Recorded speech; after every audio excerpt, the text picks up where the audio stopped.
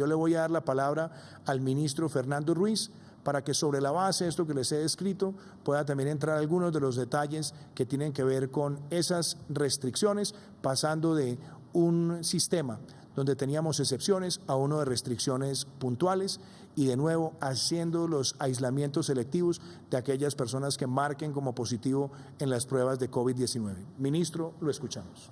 Presidente, muchas gracias y un saludo para los compañeros de mesa y todos los colombianos. Yo en primer lugar quisiera darle un contexto a los colombianos de cómo ha sido el transcurrir hasta ahora en el ámbito de lo que ha sido la pandemia del COVID y las medidas que hemos tomado como Gobierno Nacional bajo el liderazgo del señor Presidente de la República. Quiero recordar que al momento completamos 121 días desde que tuvimos el primer caso de COVID-19, que durante 152 días hemos mantenido una estrategia de aislamiento preventivo con diferentes connotaciones. Primero, 30 días de cuarentena estricta, en los cuales los colombianos cerramos prácticamente toda nuestra estructura social, nuestra economía y quedamos en nuestras casas tratando de hacer toda esta fase de contención para evitar en lo más posible la afectación del virus a las familias colombianas. Posteriormente empezamos una etapa, la segunda etapa que llamamos de cuarentena o de aislamiento flexible, en el cual se vino progresivamente abriendo los espacios sociales, abriendo la economía, mediante un régimen básicamente en el cual se generaban pilotos para abrir diferentes actividades sociales, económicas y demás, en un trabajo muy mancomunado con los alcaldes, y ese lo llamamos aislamiento flexible, es la segunda etapa. Lo que nos marcaba el inicio de una tercera etapa, que es la cual estamos entrando y anuncia el presidente, es el hecho de haber llegado de alguna manera en el primer brote, que usualmente hasta ahora en los países del mundo ha sido el brote más fuerte, un primer brote y una primera meseta con tendencia a la disminución que estamos teniendo en este momento y ya con una cantidad de ciudades con algún grado de afectación terminando este primer brote. En ese momento entraría inmediatamente en una tercera etapa según la estrategia planteada, que es la de aislamiento selectivo con un esfuerzo individual. Esto quiere decir, como lo dice el presidente, ya no aislar tanto las personas por el hecho de sus condiciones de riesgo ni por demás condiciones, sino aislar a las personas por ser sospechosos o contactos de tener COVID. Y eso plantea la implementación del programa PRAS, la implementación de un rastreo y de un aislamiento selectivo de aquellos que tengan síntomas respiratorios, pero permitiendo una mucha mayor movilidad de las demás personas que están en ese momento, que estén en ese momento libres de la afectación por COVID o de la sospecha por la afectación del COVID. Una vez estemos cercanos dentro de esta tercera etapa, que ha llegado un momento en el que tengamos lo que se genera una cercanía, una inmunidad de rebaño, ya sea por el grado, lo que se llama el agotamiento de susceptibles, o sea, se haya venido reduciendo sustancialmente el número de personas que puedan ser contagiadas, o se tenga, como esperamos, la introducción efectiva de una vacuna, se entrará en una etapa que podemos llamar etapa post-COVID, en la cual podríamos ya tener un retorno completo a la normalidad. Pero esta tercera etapa es supremamente importante, porque es donde vendrá seguramente en bajada la mayor parte de las ciudades del país y es donde necesitamos evitar a toda costa que existan rebrotes y que podamos tener afectaciones importantes. Este régimen, esta tercera etapa o esta etapa de aislamiento selectivo con esa responsabilidad individual nos lleva fundamentalmente hacia unas prohibiciones estrictas que tienen que ver en este momento con todos los eventos públicos o privados que impliquen aglomeraciones, conciertos, discotecas, ferias y eventos deportivos, consumo de licor en establecimientos de comercio y espacios públicos. Y adicionalmente en los municipios de alta afectación se podrán tomar medidas adicionales que reduzcan el número de personas en el espacio público. Continuaremos el trabajo coordinado del Ministerio de Salud con los diferentes entes territoriales, tomando medidas para proteger a los grupos poblacionales de mayor riesgo, y se hará desde el Ministerio de Salud la línea para determinar el manejo de estas poblaciones en un grado de afectación territorial.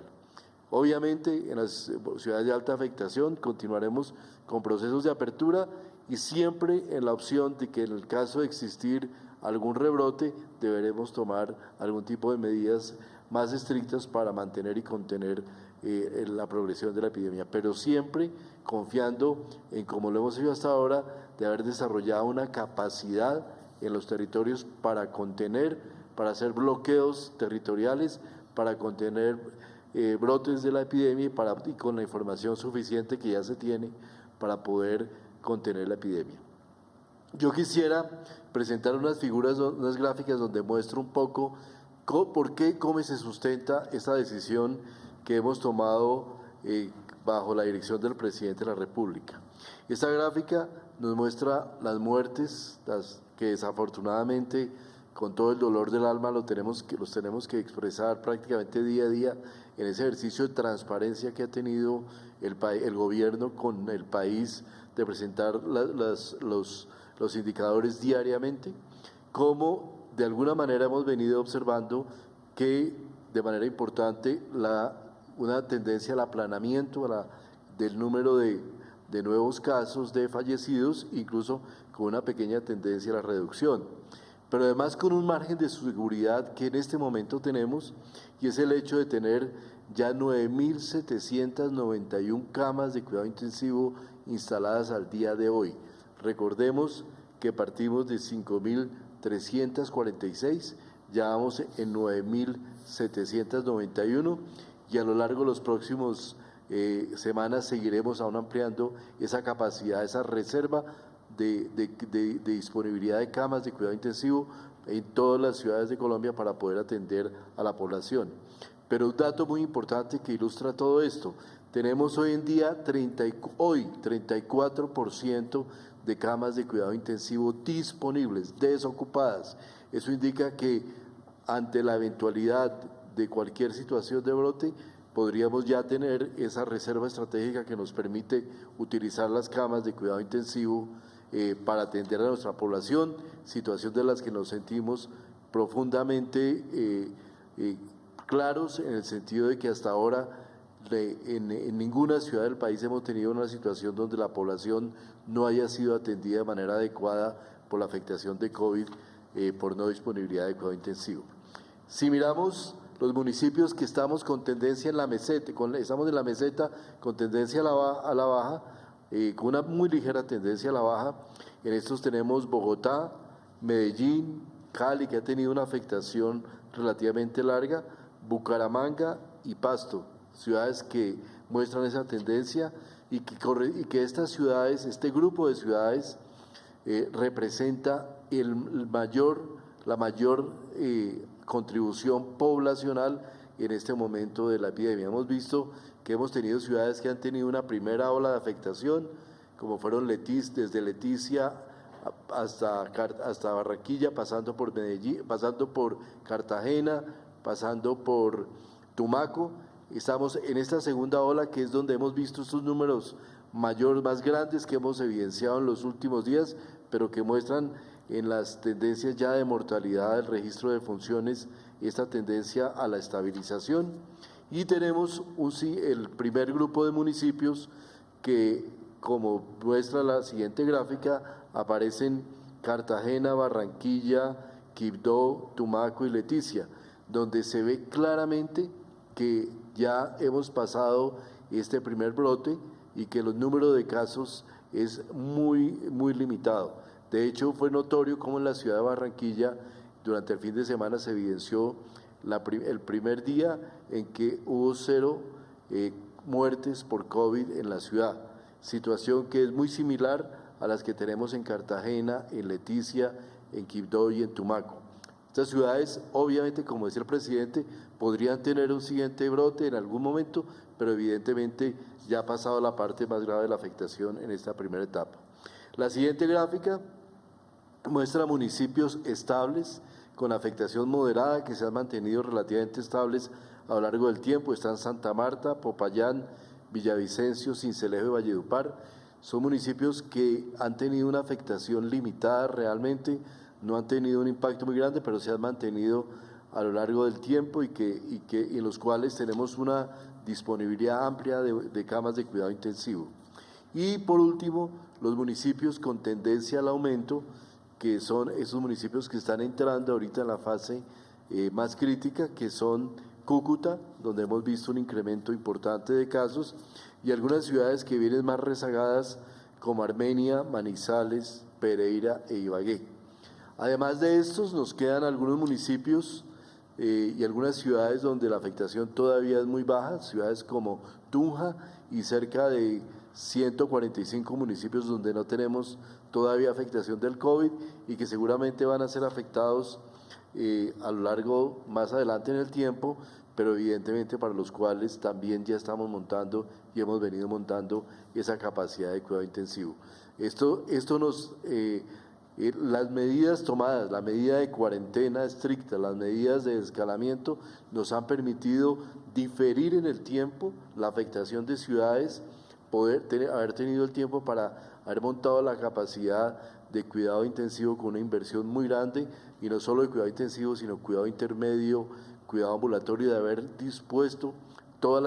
la reserva de elementos de protección personal que hoy protegen a nuestros trabajadores de la salud, y esta capacidad nos permite tomar las decisiones que hemos venido tomando y que anunció el presidente de la República. Y para terminar, presidente, lo que refiere a la noticia que usted dio el día de hoy, Johnson & Johnson es una de las empresas, probablemente la empresa más grande de los Estados Unidos en la producción de productos de salud, para la salud. Tiene su filial farmacéutica, es Janssen, y con esta empresa se ha venido trabajando desde hace más de un mes en conversaciones sobre la posibilidad de realizar estudios estudios clínicos de fase 3 en Colombia, que es la última etapa con la cual se verifica si una vacuna puede ser efectiva o no. Ya esta empresa ha preseleccionado un número importante de centros de investigación en Colombia que estarán adelantando ese estudio esos estudios, y en el día de hoy tomaron la decisión de tomar a Colombia como uno de los países pivote para realizar estos análisis dentro de un conjunto de una vacuna que será aprobada con cerca de 60.000 voluntarios y con los cuales se podrá establecer la factibilidad y la eficacia de esta vacuna. Seguimos trabajando con otras empresas farmacéuticas de acuerdo con las instrucciones del presidente, con el apoyo